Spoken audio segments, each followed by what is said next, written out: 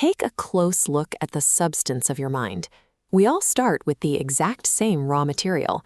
At a baseline level, the potential sitting inside you right now is identical to the potential inside the most successful people in history. It is just waiting to be arranged. Think of a standard piece of steel. When it is demagnetized, its molecules are scattered. They point in 1,000 different directions. Because of that internal chaos, the steel is completely weak. It cannot lift a thing. But when you magnetize that exact same piece of metal, you aren't adding anything new to it. You are simply forcing those existing molecules to snap together and point in one unified direction. Suddenly, it becomes a powerhouse. It pulls objects many times its own weight. The steel itself never changed. The only difference is the internal arrangement of its parts.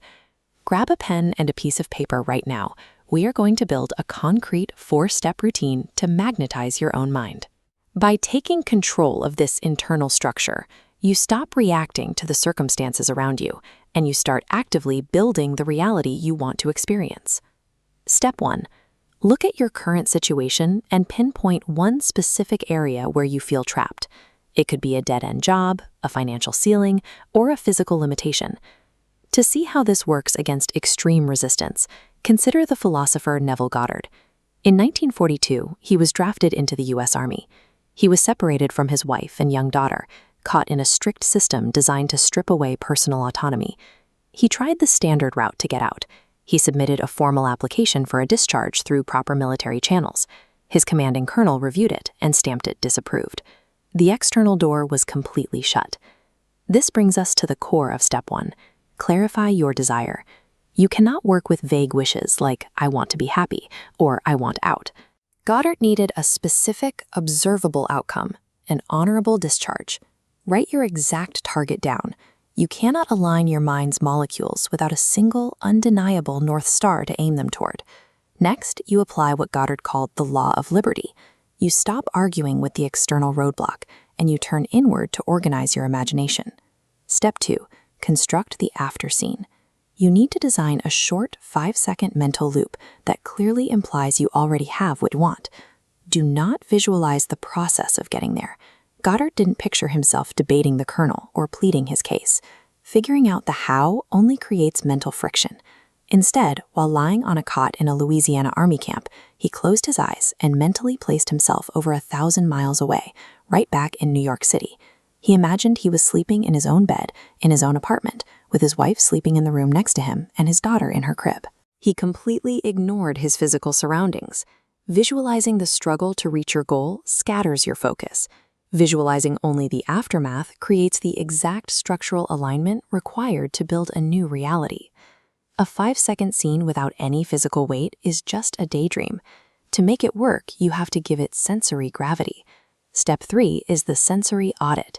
Close your eyes and identify 3 specific physical sensations within your scene to lock into.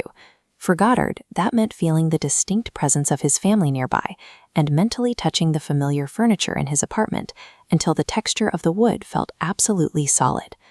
You must experience this strictly from a first-person perspective. You are looking out through your own eyes, actually touching the environment. You know you have done this right when the scene stops feeling exciting and starts feeling completely normal. When it feels entirely natural, your brain has accepted it as a physical fact. This diagram shows betweenling required to collapse a newly aligned mental assumption into a physical reality. For Goddard, the clock started in March of 1943 without official rejection. 9 days later, the exact same colonel who originally denied his application called him into his office, tore up the rejection papers out of the blue, and handed him an honorable discharge. Step 4 is the daily anchor. You commit to looping your 5-second, sensory-rich scene every single day. The optimal time to do this is right as you are drifting off to sleep. This practice separates the hearers from the doers. Hearers will passively wish for change and fall right back into their old mental habits. Doers will actively hold that new state daily. You do not wait for the physical evidence to show up before you allow yourself to feel relief. You claim the state of your wish fulfilled right now, regardless of what your current senses are telling you. Relentless persistence in this routine acts as an invisible pressure. It forces your external circumstances to rearrange themselves to match your internal structure. Let's review the paper in front of you. You should have one specific observable goal, a 5-second after scene, and 3 sensory details that lock you into that moment. By putting this on paper, you've officially stopped wishing for your life to change. You now possess a concrete engineering blueprint to make it happen. Treat every single day as a mini reincarnation. It is a discrete opportunity to break your old neural patterns and construct a deliberate new reality. Go down to the comments right now and declare exactly which area of your life you are committing to rewire starting tonight. We are all working with the exact same raw material. How you choose to arrange it is entirely up to you.